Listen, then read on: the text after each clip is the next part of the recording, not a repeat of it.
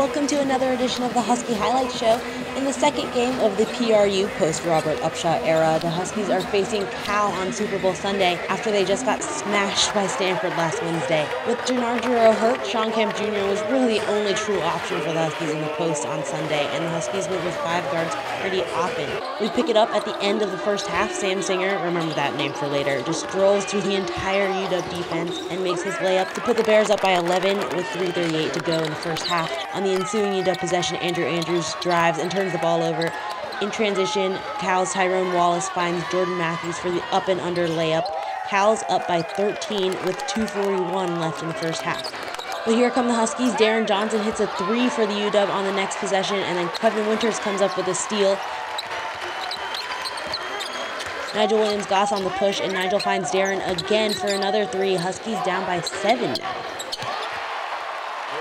Off another Winters steal, Andrew Andrews slices through the lane for a layup, and the Huskies are on a 7-0 run with 1:36 left in the first half.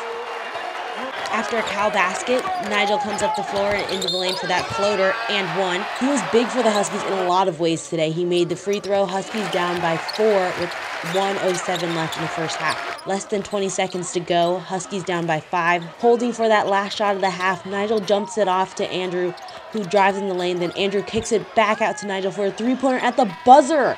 Huskies finish the half on a 14-3 run to be down by just 2 going into the locker room, 43-41. To open the second half, Cal gets this 3 from Jordan Matthews to go up by 5, but the Huskies don't go away. Mike Anderson dumps it off for Shawn Kemp, who throws it down with authority to tie it up with 15:58 left to go. Cal's not backing down either. Jordan Matthews again from long range. Less than a minute later, Cal up by 4. We already saw what Nigel Williams-Goss had cooking on the offensive end today, but he's got his defensive chops working too. He picks Sam Singer's pocket and drives in the lane, loses the ball in traffic, but it eventually ends up in the hands of Mike Anderson, who lays it up for 2, and we're tied again, 59-59 with 13:11 to go. Jabari Bird answers on the other end with a floater over Andrew Andrews, but Nigel Williams-Goss says, anything you can do, I can do. He hit this fadeaway to tie things up again, 61-61, 12:50 to go. 8 minutes later, Cal getting a little separation. Tyrone Wallace's hook over Mike Anderson puts the Bears up by 6. On the next possession, Huskies again not going away. Mike Anderson's 3 is good from straight on. He was scoreless in the first half, but had 12 second half points when the Huskies really needed them. But no one was bigger on offense for the Huskies than Nigel Williams-Goss. He drives in the lane here, count the basket, and Nigel draws the foul. He goes to the line and hits it. The Huskies down by 2 with 2:40 left to go. In the UW's trip to the Bay Area early this season, the Huskies lost to Stanford when Nigel missed him late free throws. He didn't miss any here. He made these 2 to pull the Huskies to within 1 with 1:32 left to go. But on the very next possession, David Kravish slips through the entire UW defense and is open for this easy dunk. Cal up by 3 again. But Nigel will not be denied. He gets in the lane for another 2 points. Huskies down by 1.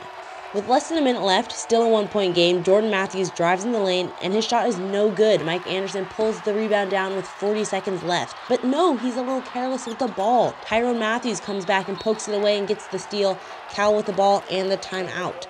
1-point game, 34.1 seconds to go. Huskies put Tyrone Wallace at the free throw line after the timeout for a 1-and-1, and Wallace's shot is off the mark. Huskies get a chance to take the lead. Nigel Williams-Goss grabs the rebound, comes back in transition, and pulls up for the free throw line jumper, and he's good! Huskies up by 1. Less than 20 seconds to go. It's their first lead since the 14-11 mark of the first half. UW calls a timeout to get themselves situated on defense. Cal takes it up the court. Huskies in zone. Andrew Andrews and Nigel Williams-Goss at the top of the zone. Wallace back to Sam Singer. Step back 3 is good for Sam Singer and the Bears. Cal up by 2 with 4 seconds to go. Nigel one last prayer, and he's no good. Huskies lose their second straight, 90-88 to Cal in a bizarre one. Cal celebrates on the court. Singer came into the game shooting 13.8% from three-point range, but he made the big one to win the game for the Bears. Nigel Williams-Goss, the hero for the Huskies, meanwhile, just couldn't do quite enough. He had a game-high 31 points, one off his career high. On 11 for 17 shooting, he was 6 for 6 from the free throw line, shot 50% from three-point range, had 1 steal and 5 assists to no turnovers, all in 40 minutes of work. But after all that, no win for the Huskies. After the game, Andrew Andrews talked about what happened on that last play. We were in zone, come off, I think he's shooting 14% from three-point line.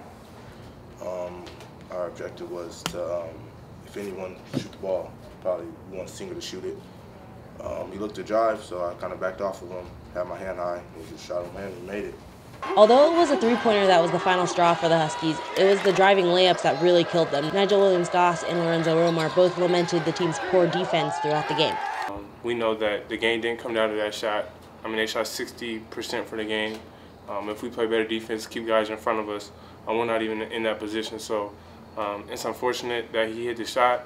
I mean, but more than that, we gotta look at ourselves and say, well, what we could have done in the first 39 minutes to not even get to that point. So it's tough, but you got to move on.